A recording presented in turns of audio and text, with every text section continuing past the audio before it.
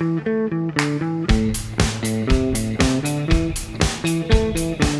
afternoon, ladies and gentlemen. My name is David Stokes. I am one of the co-chairs for the BIT organization, or you might know it as Black in Tech, which is a community of interest here at LiveVox.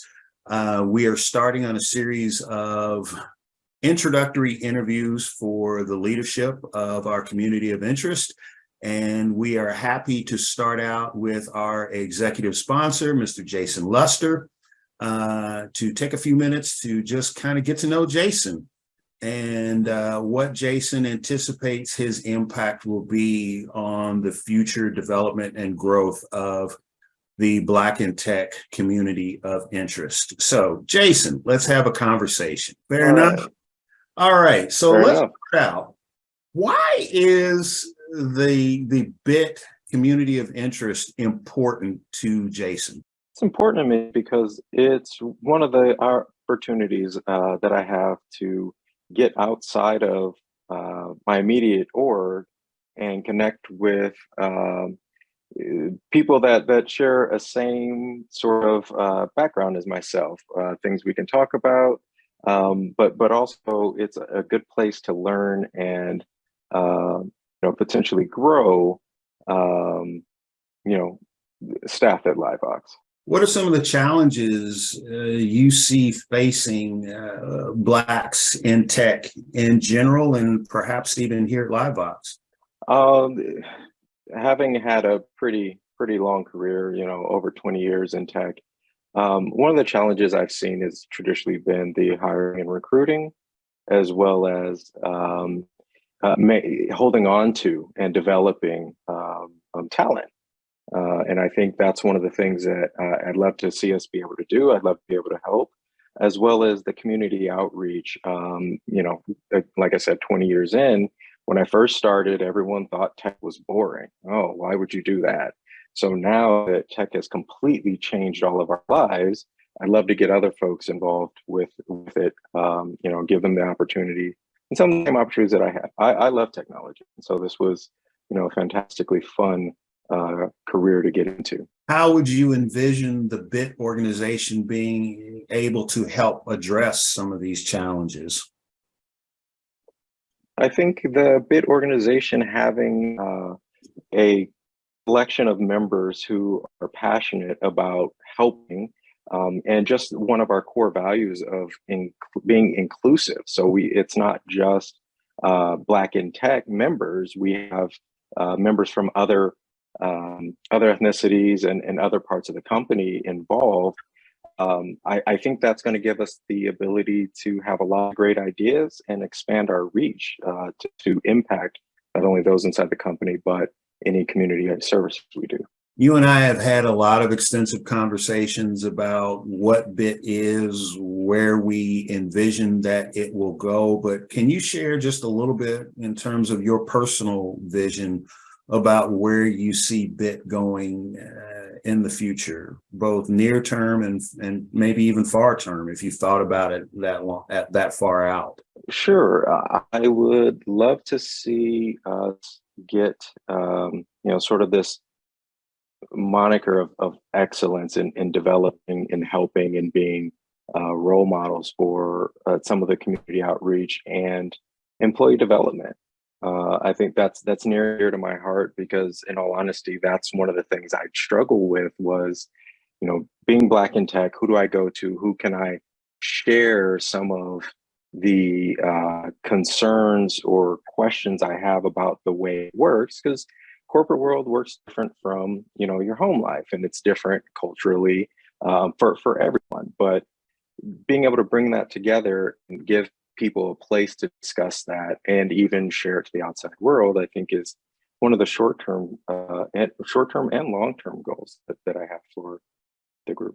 So you have been drafted, is maybe a fair word, as the executive sponsor for this community of interest. What do you see as your role in that capacity? I think as the executive sponsor, it's less about driving or pushing my agenda or perspective, but being more supportive. I believe very much in a servant leadership. And so I try to listen a lot more than I talk. And any influence or resources that I can provide as being the executive sponsor is explicitly what I would like to do, as well as share anything that I may have picked up on the way with the group to make it successful. This is a question that you and I have discussed at length, and I mean, there's no concrete or conclusive answer to it, but in your own words, what do you expect or anticipate that LiveVox either should do or can do in terms of diversity, equity, and inclusion? I'm still developing that personally. I do think reaching out to extend our where we recruit, making an attempt to look for up and coming people in the field, go to colleges or even go to high school to get them interested in technology. And as far as, and get them involved with the technology and may add more diversity to hiring. The other major thing I think is really about being able to express what the company is doing about DEI. It's one thing to make those attempts, but it's another thing to be able to show that, hey, we made attempts here, and here's how it worked out. Here's how it backed out, and that's that being transparent and integrity with what the company can do with DEI. Let's talk a little bit about Jason. So I know it probably feels like, even as of late, that you are working longer hours, and you probably are. But there's Jason at work, and then there's Jason not at work. So tell us a little bit about who Jason is outside of your esteemed role within the IT area at LiveVox. I appreciate that. Outside of work, it's I think much like everyone else, it's the family. Got a wife, a young man that is going into high school. So that's kind of taken up, believe it or not, a lot of time getting ready for that. And then the usual life stuff, cooking. I like to travel when possible. Read as much as I can, audiobooks. One thing, I am a big rum fan, which may sound like I'm a teetotaler, but that's not what it is at all. I do have a home bar with a pretty impressive selection of rums that I like to dabble in. So just the usual things. What is the rarest rum that you have? The rarest rum. My wife just picked up a Diplomatico Reserve. I think it's a Diplomatico that I got for my birthday, and it's really good. I think it's, I should know this, but it's like a 20 or 23-year-old rum or something to that effect. So yeah, it's I probably got my numbers off, but it's one of the rare ones, right? It's not an everyday sort of sipping rum. Definitely not a mixing rum. Okay. All right. Well, that's an education for me. I would have assumed that all rums were for mixing. So I'm a bourbon and a Scotch guy. So I don't mix. Exactly.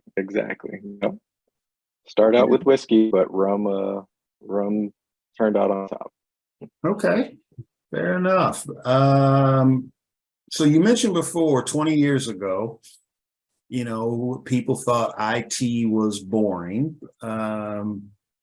So what drove you or motivated you to want to pursue that as a career path? I kind of fell into it, believe it or not. I was lucky enough to get a computer towards the end of high school. And once I think maybe Christmas of my senior year or something to that effect. And there were so many problems back then. And having the access to the computers and the nascent internet, um, it spoke to my desire to troubleshoot and solve problems and puzzles. And the feedback loop of doing these things and also helping, all meshed well to make it a good path for me. I actually started out doing help desk work, which was that combination of someone else has a problem that I actually can solve. And it just centered around technology. So did you start out as kind of a help desk person and then evolved into development, or? Exactly. That's exactly what I did. I always loved the programming aspect of it. But when you first start out, you don't know what you don't know. But as you accumulate this knowledge base, you start understanding it. And then with a little bit of drive, you can start picking up a lot more development stuff. Absolutely. So in thinking about your career development, BIT is very much interested, as you know, in developing a mentoring program. So in terms of Jason's career development and motivation, who is or perhaps was your greatest influence in terms of how you got to where you are at in your career trajectory? And Right. That's really a tough one. I have been fortunate to have worked with a lot of really good people of all ethnicities, who have been generous with not only their time but their knowledge and sharing, and seeing that and being able to replay that. I think has really been the best influence. It's been a culmination of people. Everyone is sort of, I don't want to say everyone's watched out for each other, but I've been fortunate enough to have people sort of point me in the right direction, share their experiences, and, ultimately encourage me to keep going, dig deeper. So I don't think it's, and then I can also say my mom, because, mom always tells you can do anything you want. You want to be president? Go ahead. You want to be garbage man? Go ahead. Just be the best one you can be. So between those two, I think that moms certainly are a son's greatest cheerleader. So definitely. We talked before a little bit about, who Jason is outside of work, but in a common problem against anybody in the work world, in the business world, in the professional world is maintaining and establishing that balance. So what do you do to make sure that you have a balance between work Jason and home Jason? It took a long time, and I think I was fortunate to not have it be a health scare.